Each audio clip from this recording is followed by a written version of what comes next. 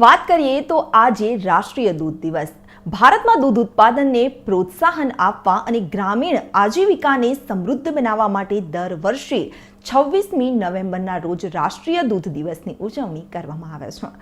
દેશની સાથે સાથે ગુજરાત રાજ્ય પણ દૂધ ઉત્પાદન ક્ષેત્રે હરણફાળ ભરી રહ્યું છે।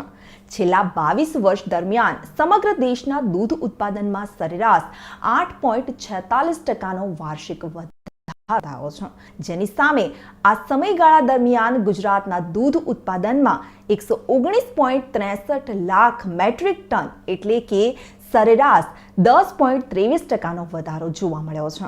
આજે ગુજરાત વાર્ષિક 172.80 લાખ મેટ્રિક ટન દૂધ ઉત્પાદન અને ભારતના કુલ દૂધ ઉત્પાદનમાં 7.49%ના યોગદાન સાથે દેશમાં ચોથા ક્રમાંકે છે।